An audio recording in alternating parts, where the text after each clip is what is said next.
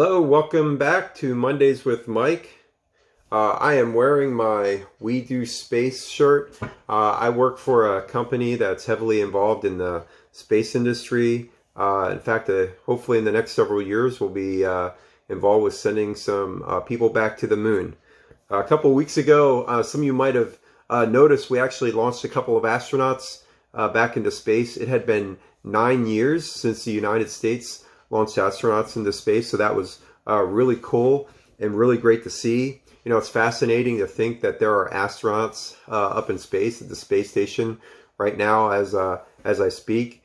What's just as fascinating is what it takes to actually get those astronauts back up to the space station and then back to the ground. They strapped themselves inside a capsule on top of a rocket. It was called a Falcon 9 rocket. It had 1.7 million pounds of thrust. That's amazing what it takes to get there. Now, this isn't exactly a science lesson, but I did want to say, you know, one of the main reasons why you need such a powerful rocket is really to counteract the force of gravity. You know, gravity is a powerful force. It is basically caused by the mass of an object, in this case the Earth, drawing things towards itself. It's what keeps you on the ground. You know, the mass of the Earth is what keeps you, pulling you in that direction. See, the more mass an object has, the stronger the gravitational pull will be towards it. You know, and I was thinking about that today and thinking about what it took, the force to get those astronauts off the ground. I was thinking about, you know, in life, how, you know, how difficult it can be sometimes to go against the crowd, how difficult it can go against the masses when everyone else is doing one thing, but you believe you need to do another thing. You know, it's really hard to swim upstream.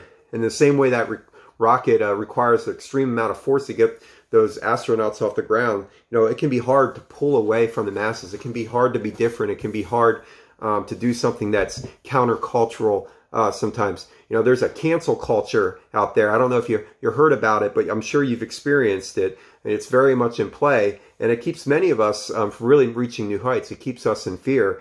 You see, in this day and age, if you don't go along with the crowd, if you don't go along with the mob in some cases, and the masses, you're cast aside, you're ostracized. You know, in some ways, you're even left for dead. You know, don't worry, this is a hopeful message. But frankly, this is the culture that we live in. You see, there is hope, and there's great hope, and the hope is that you're here. And you know, it takes a lot of courage sometimes to stand alone, to present new ideas, to offer optimism when everyone seems to be in despair, to forgive others, people who society has cast aside, to love people that are unlovable. That's exactly what we're called to do. You know, history is littered with those who refuse to settle, you know, who were mocked in their day, but admired in history. You know, you may never see the result of everything that you're doing, everything that you're believing for, but we shouldn't stop trying, because in eternity, you may see that. So now is the time to be courageous. It's time to hope for a better tomorrow. Romans 12:2 says, "Don't copy the behaviors and customs of this world, but let God transform you into a new person by changing the way that you think. Then you will learn to know God's will for you, which is good and pleasing and perfect." My friends, it is time to soar. It is time to change the way we think and not follow the way everyone else is going. It's time to push back against the things that are holding us to the ground. Get ready for liftoff. Today is a great day. So live it, move forward, and you'll live your best day.